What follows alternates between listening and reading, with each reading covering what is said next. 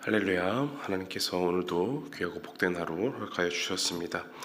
우리 함께 기도함으로 2월 16일 금요일 매일 주신 기도에 하나님 앞에 드리겠습니다. 살아계신 아버지 하나님, 우리 가운데 함께하여 주셔서 오늘도 새로운 호흡을 허락하여 주시고 또 새로운 생명 만끽하게 하시니 감사합니다. 하나님께서 허락하여 주신 이 하루, 하나님을 위하여, 하나님 나라를 위하여 온전히 쓰임받는 귀한 하루 될 수 있도록 인도하여 주시옵소서. 하나님, 내일부터 토일 1박 2일간 우리 중고등부 겨울 수련회가 시작됩니다. 리바운드라는 제목을 가지고 하나님께서 벌여주시는 이 인생을 하나님, 이 중등부와 고등부 우리 아이들이 온전히 잘 살아나갈 수 있도록 또 귀한 말씀과 기도 가운데 나아가는 시간들 되도록 인도하여 주시옵소서. 우리 또 많은 선생님들 또 전사님들 목사님 함께 모여서 하나님의 말씀을 듣고 나누고 또 함께 기분 좋은 또 즐거운 시간을 보낼 텐데, 하나님 또 먹는 것 마시는 것 또 쉬는 것 모두 하나님께서 인도하여 주시고 주관하여 주셔서 또 어떤 안전사고도 없이 하나님 앞에 귀한 시간 보낼 수 있도록 은혜를 더하여 주시옵소서. 준비하는 손길 가운데 함께하여 주시고 하나님 1박 2일간 또 이 겨울 하나님 이 높은 뜰에 모여서 주님 말씀을 나눌 때에 하나님 은혜 더하여 주시고 부족함 없도록 채워 주시옵소서. 또 하나 우리 사랑하는 청년들 베트남에 가서 또 사역을 준비하며 밤늦도록 열심히 준비한다고 하였습니다. 하나님, 오늘도 사역을 진행해 나아갈 때에 하나님 먼 타국에서 또 말도 잘 통하지 않는 그곳에서 합심하여서 하나님 주님의 뜻을 잘 이루어나가게 도와주시고 하나님 그곳에서 이루어지는 집짓기 사역과 복지관 사역 가운데 함께하여 주셔서 하나님이 원하시는 귀한 열매들 맺어갈 수 있도록 인도하여 주시옵소서. 주일 저녁에 밤늦게 돌아오는 그 순간까지 함께하여 주시고 모든 교통편과 차편과 또 먹고 마시는 것 주님께서 인도하여 주셔서 귀한 걸음으로 돌아올 수 있도록 인도하여 주시옵소서. 하나님 또한 여러 교회의 일들을 위하여서 온 교우들 합심하여 기도하고 있사오니 하나님 주의 장중 가운데 붙잡아 주시옵시고 합심하며 협력하며 선을 이룰 수 있도록 인도하여 주시옵소서. 이 시간 주의 말씀 가운데로 나아갑니다. 우리의 마음을 겸손하게 하여 주셔서 주의 말씀 가운데 놀라운 것을 보게 하여 주시고 주의 율법 가운데에서 우리의 살아갈 길을 또 우리가 발견하며 나아갈 수 있도록 도와주시옵소서. 예수님의 이름으로 기도하옵나이다. 아멘. 하나님 말씀은 마가복음 4장 1절에서 12절입니다. 신약성경 마가복음 4장 1절에서 12절 말씀 저와 여러분 한 절씩 교독하도록 하겠습니다. 마가복음 4장 1절부터 읽겠습니다. 예수께서 다시 바닷가에서 가르치시니 큰 무리가 모여들거늘 예수께서 바다에 떠있는 배에 올라 앉으시고 온 무리는 바닷가 육지에 있더라.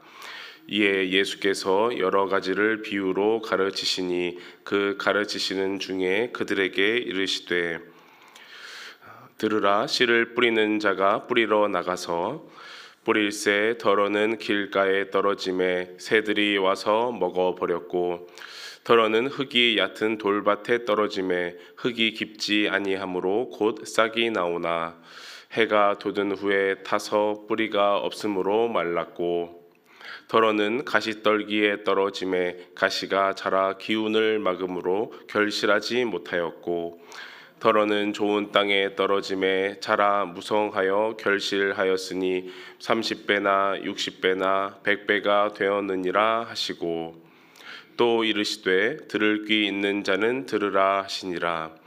예수께서 홀로 계실 때에 함께한 사람들이 12 제자와 더불어 그 비유들에 대하여 물으니 이르시되 하나님 나라의 비밀을 너희에게는 주었으나 외인에게는 모든 것을 비유로 하나니 이는 그들로 보기는 보아도 알지 못하며 듣기는 들어도 깨닫지 못하게 하여 돌이켜 죄 사함을 얻지 못하게 하려 함이라 하시고 아멘.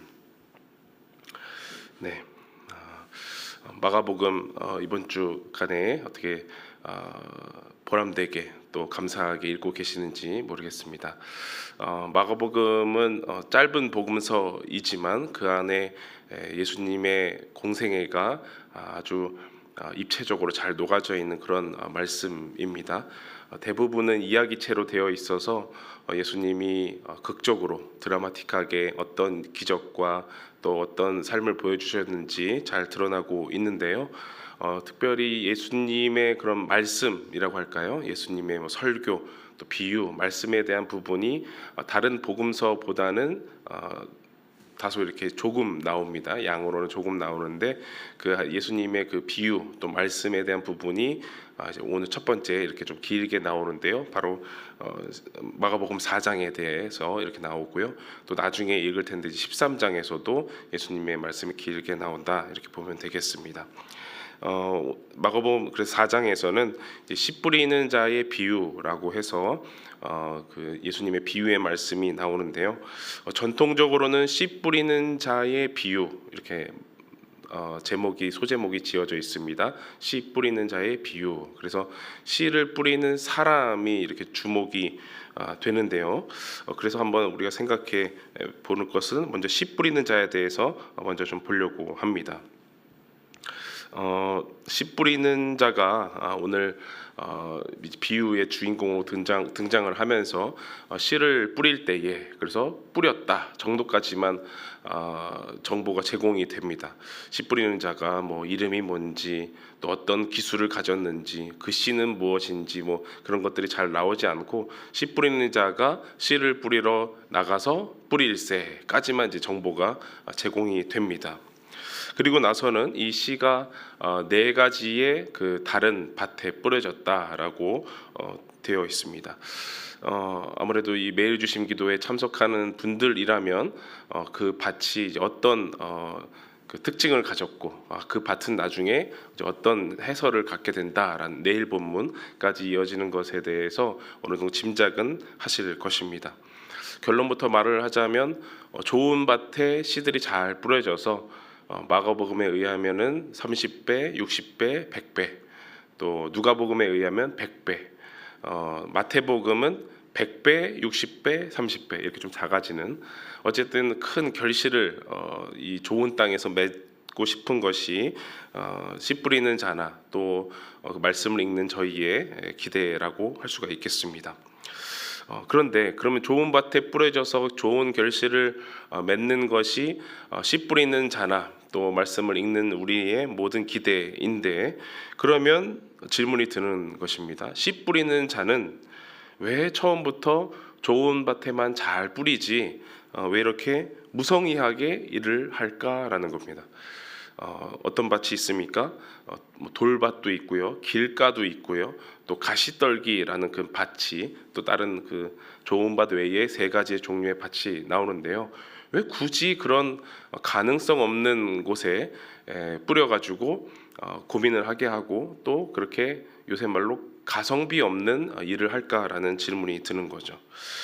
좋은 밭에만 잘 뿌려서 좋은 결실을 맺고자 하는 것은 씨 뿌리는 자, 그러니까 모든 농부의 기본적인 마음일 텐데 말입니다. 왜 그는 이렇게 무성의해 보이고 가성비 떨어지는 일을 하는 것일까? 이제 궁금증을 가지면서 이 씨 뿌리는 자의 비유를 보게 되는 겁니다. 아무래도 이제 오늘 말씀이 비유가 되겠고 내일 본문이 그 비유에 대한 해설이 되겠습니다. 그 내일 본문까지도 같이 좀 염두에 두면서 읽으시면 더 좋을 것 같고요. 결론적으로 보면은 이 씨 뿌리는 자가 왜 이렇게 일을 할까? 결론적으로 보면은 그것이 하나님의 방식이다 이렇게 볼 수가 있겠습니다. 왜 그렇게 일을 할까? 그것이 하나님의 방식이다. 무모해 보이나 가성비가 떨어져 보이나 또 비효율적으로 보이지만 그것이 하나님의 방식이다 이렇게 볼 수가 있겠습니다. 또 궁금한 질문이 있습니다. 씨 뿌리는 자의 비유라고 하였고 씨 뿌리는 자가 이렇게 뿌렸다라고 했는데 그 뒤로는 이 씨 뿌리는 자가 별로 등장을 하지 않아 보입니다. 씨가 밭에 잘 뿌려져서 이제는 씨와 밭이 이제 그 주인공이 되어서 밭이 어떠냐에 따라서 씨가 뭐 새가 먹어버리기도 하고 싹이 곧 나지만 뿌리를 깊게 내리지 못해서 타 죽게 되기도 하고, 또 가시떨기에 떨어진 데는 뿌리를 잘 내리는 것 같아서 자라는 것처럼 보이지만 이 가시떨기 때문에 기운이 막혀서 잘 자라지 못하기도 합니다. 이런 걸 보면서 오늘 이제 씨의 특징에 대해서 좀 살펴보려고 해요. 씨 뿌리는 자보다도 이제 씨의 특징을 한번 보려고 합니다. 씨의 특징을 보려고 하는데 세 가지 보려고 하는데, 첫 번째로 보면요, 씨는 차별 없이 동일하게 뿌려진다라는 겁니다. 씨는 차별 없이 동일하게 뿌려진다. 이 가성비 없는 농부가 씨를 너무나 골고루 어떻게 보면 생각 없이 뿌리는 것 같이 보여서 씨가 모든 밭에 차별 없이 동일하게 뿌려집니다. 미리 이제 스포를 하자면 이 씨가 무엇입니까? 말씀이죠. 씨를 뿌린다는 것은 무엇이냐? 말씀을 뿌리는 것이라라고 이제 내일 본문에 미리 나와 있습니다. 이 말씀이 차별 없이 동등하게 동일하게 뿌려진다라는 것인데, 그러면 누구에게 차별 없이 뿌려졌는가라고 보면요, 먼저 예수님의 곁에 있는 제자들이 있고요, 그리고 예수님 곁을 둘러싸고 있는 무리들이 있습니다. 그리고 예수님을 주시하면서 비방하면서 자리 잡고 있는 서기관들이 있습니다. 바리새파의 서기관들, 또 예루살렘 본사로부터 온 서기관들이 있고요, 또 예수님의 어머니 동생들, 예수님의 친 고륙들이 있습니다. 그 모두에게 이 씨는, 말씀은 동일하게 뿌려진다라는 겁니다. 그래서 예수님이 그 전파하신 그 주된 메시지가 무엇입니까? 하나님의 나라가 가까이 왔으니 회개하고 복음을 믿으라라는 거죠. 이런 하나님께서, 하나님이 이 땅을 다스리신다. 그래서 하나님께서 통치하시고 다스리시는데 그것이 보여지는 증거가 바로 예수 그리스도다라는 것이죠. 그래서 예수 그리스도가 왔으니 하나님의 통치가 정말 가까이 왔구나, 우리에게 임하였구나라는 것을 보고 회개하고 복음을 믿으라라는 그 말씀입니다. 이 말씀이 제자들은 물론 무리들과 또 서기관들과 예수님의 친가족들까지, 그들이 원튼 원치 않든 간에 말씀이 동일하게 뿌려졌다라는 겁니다. 그것이 바로 씨의 첫 번째 특징이라는 것이고요. 이제 두 번째 특징, 씨의 두 번째 특징은 씨는 분열된 공동체를 드러나게 한다. 분열되어 있는 공동체를 드러나게 한다라는 겁니다. 예수님이 오셨으니까 그렇지, 사실 12 제자들이 처음부터 원팀은 아니었습니다. 그렇죠? 누구는 어부, 또 누구는 세관에서 세리를 맡기도 하고, 각자의 뭐 출신 성분도 다르고 다 이렇게 뿔뿔이 흩어져 있는 그런 서로 간의 남남이었죠. 그런데 예수님께서 나를 따르라라고 하신 이후부터 하나의 12 제자들이 공동체가, 하나의 공동체가 된 것입니다. 뿐만 아니라 뭐 제자들, 그리고 예수님으로부터 고침을 받고자 정말 1차원적으로 나오는 그 무리들, 또 병자들, 또 예수님을 비방하고자 주시하고 있는, 또 예수님을 어떻게 죽일까 하고 방도를 꾸미는 서기관들, 또 바리새인들, 또 헤롯 땅, 또 예수님을 오해하면서 예수님이 우리의 예수가 드디어 미쳤구나라고 하면서 모여든 예수님의 가족들까지, 예수님이 오시지 않았으면 별일 아닌 것처럼 다 일상을 살았을 것 같은 그 집단들, 공동체들이 씨가 뿌려짐으로 말미암아, 말씀이 뿌려짐으로 말미암아 분열돼서 다 드러났다라는 거예요. 분열됐다라는 말은 각자가 갖고 있는 가치관, 또 신념, 종교관, 그 영혼의 상태가 여실하게 드러났다라는 겁니다. 그러니까 우리 주님이 말씀하시기 전까지는 별일 아닌 것처럼 다 똑같은 민족인 것처럼 보였지만, 우리 주님이 말씀하시자, 하나님의 나라가 가까이 왔으니 회개하고 복음을 믿으라라고 말씀하시자, 각자가 다른 생각, 다른 가치관, 다른 세계관, 다른 영혼을 가졌다라는 것이 이렇게 드러났다라는 겁니다. 심지어는 이제 서기관들의 말을 서기관들의 그런 말과 또 나중에 서기관과 세리의 비교들, 또 예수님의 말씀에 근거하면 나는 의인이고 저들은 죄인이다라는 그런 인식을 가지기도 했고요.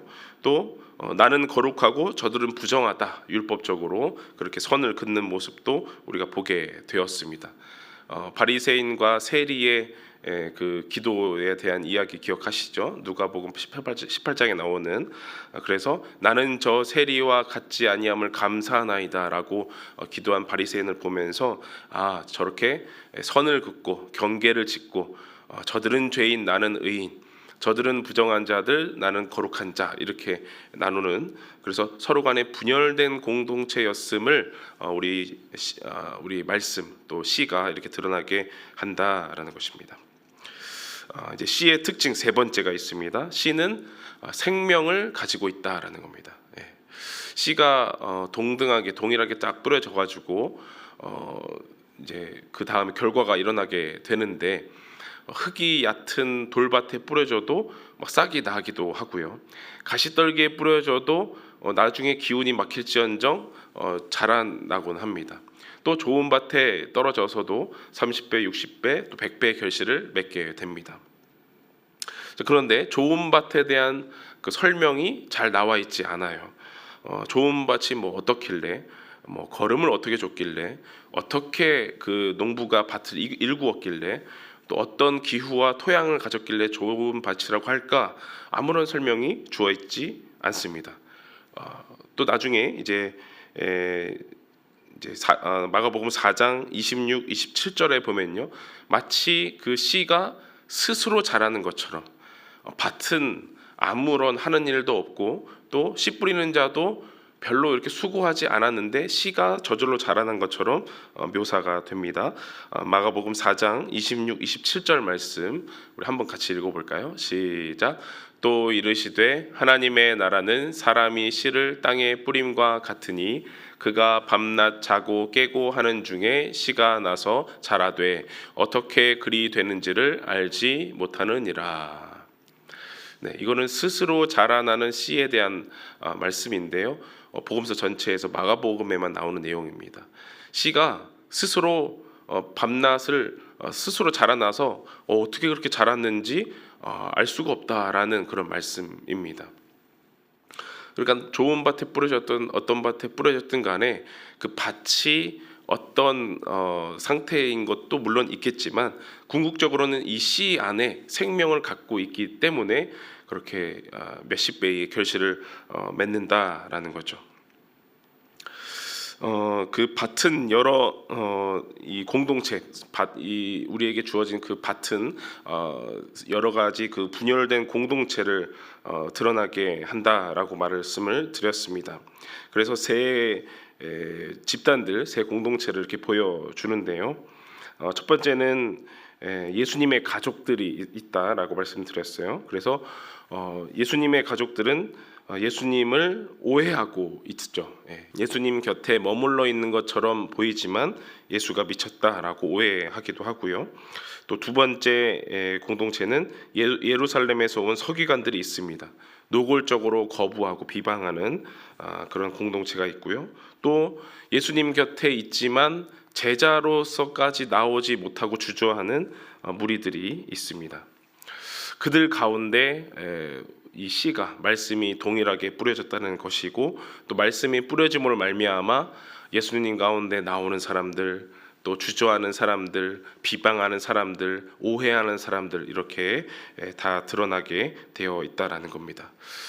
그러함에도 불구하고 씨는 스스로 생명력을 가지고 있어서 그들 가운데 다 온전히 심겨져서 이 생명이 움틀게 될 그런 가능성을 다 갖고 있다라는 거죠.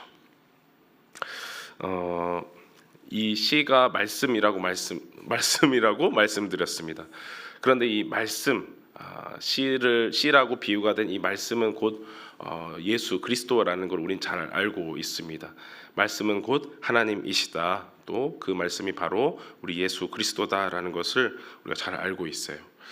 씨 뿌리는 자도 예수님이시고 예수님께서 말씀하시는 그 말씀, 그것이 곧 우리 예수 그리스도라는 것을 우리는 믿고 있습니다. 예수님께서 이 땅에 말씀으로 오셔서 자기 땅에 왔지만 자기 백성이 영접하지 않았습니다. 그러나 영접하는 자는 하나님의 자녀가 되는 권세를 가지게 되는 것이죠. 그래서 오늘 말씀에도 예수님은 들을 귀 있는 자는 들으라 라고 말씀을 합니다. 자기 백성 가운데 오셨지만 영접하지 않는 그들을 보면서 들을 귀 있는 자는 들으라 라고 말씀을 하세요. 같은 민족 안에서도 이해의 관계가 다르고 또 신념이 다르고 믿음이 다른 그 사람들을 보시면서 제발 들어달라라는 그런 요청을 하시는 것입니다. 예수님께 나오는 자들은 1차원적으로 자신의 필요와 욕구를 가지고 나옵니다. 누구는 비방하기 위해서, 누구는 고침을 받기 위해서, 또 누구는 나를 따르라는 그 말씀에 막연한 기대감을 가지고 나오기도 합니다. 그런데 우리가 바라기는 예수님께로 나아오고 예수님 곁에 머물러 있고 혹 예수님을 오해하면서 곁에 있는데 내가 기뻐하는 대로, 다시 말하면 내가 원하는 대로 예수님 곁에 있지 않았으면 좋겠습니다. 우리 어제 말씀에도 읽었죠. 누가 하늘 가족인가? 하나님의 뜻대로 행하는 자가 하늘 가족이다라고 말씀드렸어요. 하나님이 원하시는 대로 행하는 자가 하늘 가족인데 내가 기뻐하는 대로, 내가 원하는 대로 행하여서 나 스스로를, 나의 소원을 우상처럼 만들지 않아야 되겠습니다. 하나님의 뜻을 알고 행하는 자가 참 하늘 가족이라 말씀드렸으니 이제는 하나님의 뜻을 우리가 알고 깨닫고 돌이켜서 죄사함을 얻는 그런 은혜 가운데로 나아가면 좋겠다라는 것이 오늘 비유를 정리하는 그런 말씀이겠습니다. 왜 예수님께서 말씀을 주실 때 왜 비유로 하실까? 처음부터 그냥 다 풀어서 설명해 주면 좋을 것을 왜 비유로 하실까? 하나님을 거부하고 영접하지 않는 그 외인들에게는 주님께서 비유로 하신다. 알지 못하게 비유로 하시지만 예수님께로 나아오고 예수님 곁에 어떻게든 머물러 있으려고 하는 자들에게는 그 하나님 나라의 비밀을 알려주신다라고 말씀을 하셨습니다. 하나님 나라의 비밀을 알 수 있는 그 사람들은 나의 원대로, 내가 기뻐하는 대로 나를 우상화시키면서 나오는 것이 아니라 우리들에게 그 뿌려진 말씀을 외면하지 않고 외인처럼 살지 아니하고 그 뿌려진 씨를 소중히 간직하고 주님께로 나오는 그런 사람들이겠습니다. 참 하늘 가족이 될 것이다 라고 또 믿고 결단하고 다짐하는 저와 여러분 모두가 하나님의 뜻을 알고 깨닫고 돌이켜서 죄사함을 얻고 하나님 말씀 가운데서 힘을 얻고 생명력을 가지고 나아가는 저와 여러분 되시기를 간절히 바랍니다. 기도하겠습니다. 우리에게 영원토록 변함없는 말씀을 뿌려주시고 우리에게 그 생명력을 가지고 오신 주님, 우리는 비록 처음에 영접하지 아니하였으나 성령의 은혜로 말미암아 우리 주님을 영접하고 그 생명력 있는 말씀을 소유하게 하시니 감사합니다. 하나님 앞에 늘 부족한 죄인이지만 이제는 하나님 말씀을 또 깨닫고 알고 돌이켜서 죄 사함을 얻으며 하나님 가운데로 온전히 나아갈 수 있도록 인도하여 주시옵소서. 하나님의 그 생명을 알고 깨닫고 나아가는 저희 모두가 되길 간절히 소원하오며 예수님의 이름으로 기도하옵나이다. 아멘. 다 같이 기도하시며 나아가겠습니다.